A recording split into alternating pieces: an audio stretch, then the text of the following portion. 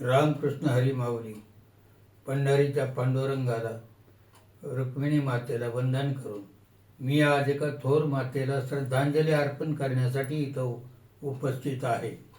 मुक्काम पोस्ट वाळकी, तालुका दौंड, जिल्हा पुणे येथील एक थोर माता कौसल्याबाई हरिभाऊ थोरात यांचं दिनांक 27/12/25 रोजी निधन झालं. त्यावेळेला त्यांचं वय 93 वर्षे असं होतं. असं म्हटलं जातं की नाशवंत देह सारा उद्या भंगून जाईल, काय कमावले काय गमाविले, कधीतरी माती मोल होईल. हे आपण जे जीवनामध्ये कमावतो ते सगळं निघून जातं.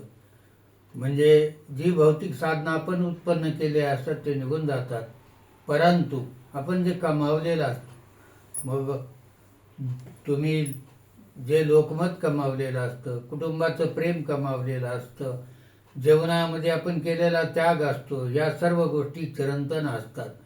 आपल्या माघारी त्या या धर्तीवरती त्या राहतात आणि दुसऱ्याला प्रेरणा देतात. अशा प्रकारचं एक थोर व्यक्तिमत्व आणि ज्यांना दीर्घकाळ आयुष्य लाभलं त्या इतिहास प्रसिद्ध सरदार थोरात घराण्यातील सुनबाई कौसल्याबाई थोरात याच्या दुःखानं, यांच्या निधनानं संपूर्ण वाळकी आणि नातेवाईक मंडळी यांना दुःख झालं. याचं कारण आहे की इतक्या जुन्या पिढीत ज्यांनी आपल्या कार्याचा ठसा उमटवला आणि दोन्ही घराण्याचं नाव कमावलं. त्यांचं माहेर सोनवणे परिवार, मुक्काम पोस्ट बोरी, तालुका श्रीगोंदा, जिल्हा अहमदनगर अशा या सोनवणे परिवारातील ज्यांचे बंधू कैलासवासी सर्जेराव सोनवणे हे प्रसिद्ध व्यक्तिमत्व त्या गावातलं, आणि मुक्काम पोस्ट करडे, तालुका शिरूर, जिल्हा पुणे येथील प्रसिद्ध व्यक्तिमत्व अरुण थोरात यांच्या त्या मावशी, अशा प्रकारचा एका उत्तम घराण्याशी संबंध असलेलं हे व्यक्तिमत्व.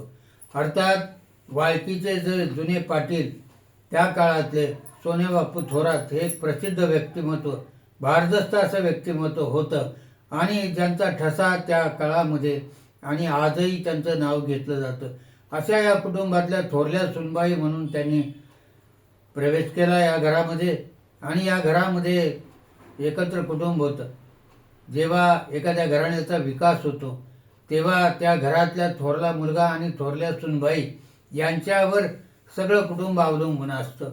आणि त्याप्रमाणे त्यांनी आपल्या सर्व भावंडांना आणि कौसल्याबाईंनी त्यांच्या दिरांना उत्तम मार्गदर्शन तर केलंच, परंतु त्यांचा सर्वतोपरी विकास कसा होईल या प्रकारे त्यांनी सर्व कार्य केलं.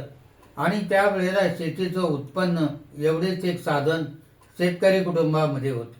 अर्थात संतराज महाराज पवार मुळा मुठा नदीच्या काठी रांजणगाव वाळकी बेटावरती त्याच्या जवळ असलेलं जे संतराज महाराजांचं देवस्थान आहे त्याच्या परिसरात वावरणारं हे कुटुंब, त्याच भागामध्ये असलेली त्यांची शेती, सुरुवातीला वेर बागायत असलेली, पुढे बागायत कॅनॉल आला आणि पाण्याची उत्तम सोय झाली आणि त्यामुळे या कुटुंबाची पुढे प्रगती होत गेली. आणि ते करण्याचं काम आप्पासाहेब म्हणजे हरिभाऊ थोरात आणि त्यांच्या पत्नी कौसल्याबाई यांनी केलं आणि या कुटुंबाला एक गती मिळाली. या कुटुंबातील त्यांचे पती हरिभाऊ उर्फ आप्पासाहेब थोरात एक सर्वसमावेशक व्यक्तिमत्व होते, सर्व नातेवाईकामध्ये प्रिय असलेलं आणि ज्यांनी आपल्या काळामध्ये खूप चांगलं कार्य केलं. गावामधलं एक आदर्श व्यक्तिमत्व होतं. गावाचं नेतृत्व करण्याचं काम त्यांनी केलं आणि त्याचबरोबर आपल्या कुटुंबाचंही नेतृत्व केलं, कारण बाकीचे भाऊ सगळे त्यांचे धाकटे होते. आज त्यांच्या पाठीमागं 2 धीर आहेत. एक धीर म्हणजे शामराव थोरात आणि दुसरे गोरख थोरात म्हणजे GS थोरात या नावाने पुणे शहरामध्ये प्रसिद्ध असलेले CA, एक चार्टर्ड अकाउंटंट म्हणून ज्यांची कीर्ती खूप मोठी महाराष्ट्रभर आहे, असे 2 आहेत. आणि 2 धीर PS थोरात ॲडव्होकेट यांचं निधन झालं. त्याचबरोबर रामराव थोरात हे दोघे आज हयात नाही. तेव्हा अशा प्रकारचं एक मोठं कुटुंब, 4 दीर आणि बाकीचे कुटुंबातील इतर सासू सासऱ्याचं एकत्र कुटुंब त्या काळामध्ये होतं. या कुटुंबाने पुढे खूप चांगली प्रगती केली. मला आठवतंय की गोरक्ष थोरात किंवा जी.एस. थोरात म्हणून जे प्रसिद्ध त्या काळातले मराठी समाजातले सीए झालेले कदाचित महाराष्ट्रातले पहिले ग्रस्त असावे.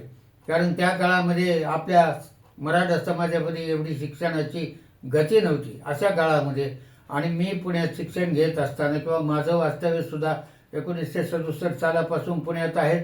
गोरक्ष थोरात आणि पी.एस. थोरात म्हणजे पंढरीनाथ थोरात जे पुढे ॲडव्होकेट झाले, या दोन्ही बंधूंनी या घराण्याचा नावलौकिक वाढवला. परंतु याच्या मुळाशी सर्व काही जे होतं ते आप्पासाहेब थोरात आणि त्यांच्या पत्नी कौशल्याबाई थोरात. कारण या दोघांनी त्या मातीत राबण्याचं काम केलं, कुटुंबाला सांभाळण्याचं सावरण्याचं काम केलं आणि पुढे त्यातूनच ही उत्तम अशी पिढी तयार झाली.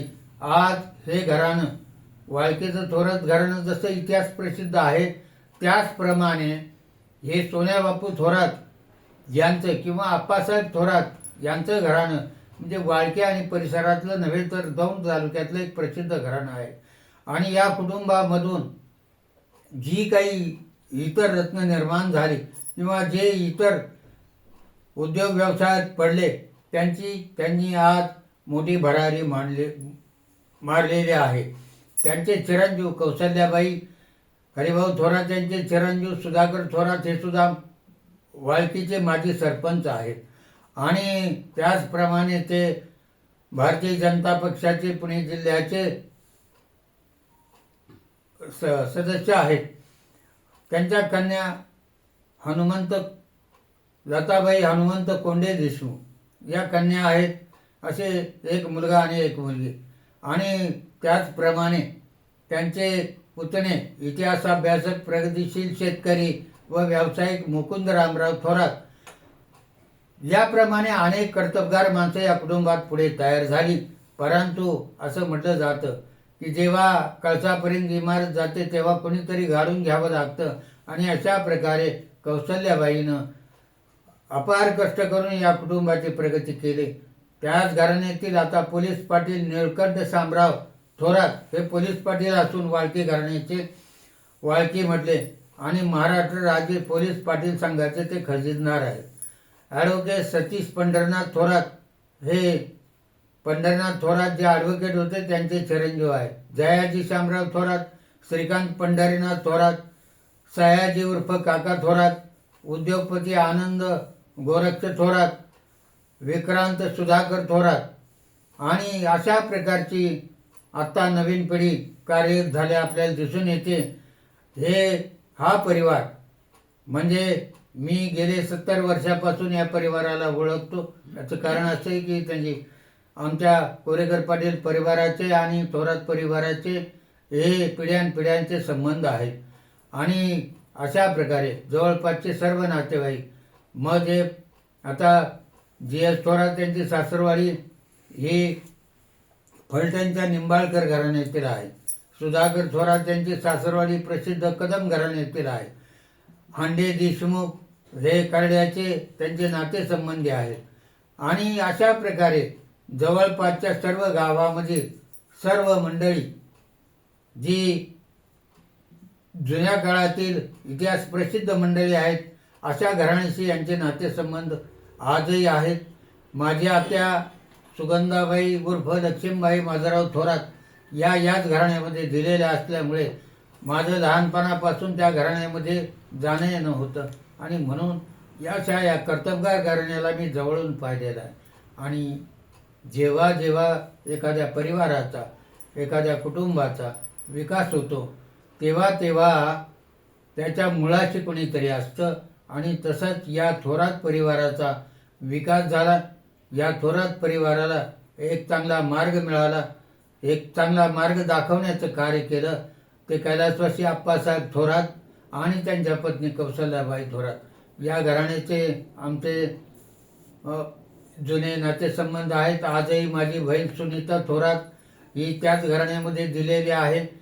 त्यानंतर गुडगावचं दुसऱ्या घराणे, त्यांची दुसरी पाती थोरात घराण्याची, दिनकरराव हा किताब त्या घराण्याला होता. तिथे माझ्या सुनबाई ह्या रमेशप्पा थोरात, PDCC माजी चेअरमन आणि माजी आमदार दौंड तालुक्याचे, हे सर्व मंडळी जे आहेत पिढीजात आमचे नातेवाईक असल्यामुळे, आणि माझे मेव्हणे किंवा आत्या चिरंजीव राजेंद्र थोरात, बाळासाहेब थोरात, शरण थोरात, ही सर्व मंडळी याच घराण्यातली आणि आज पुण्यामध्ये हे स्थायिक झाले. थोरात घराण्याचे अनेक सदस्य आज पुण्यामध्ये स्थायिक तर झालेत, पण आपल्यापर्यंत त्यांनी पुण्याच्या संस्कृतीमध्ये भर घातलेले आहेत. GS थोरात, PS थोरात किंवा सुधाकर थोरात आणि मुकुंदरामराव थोरात या समाजामध्ये नामांकित अशी मंडळी आहेत. तेव्हा अशा घराण्यातील या मातेच्या बद्दल 4 शब्द बोलावेत.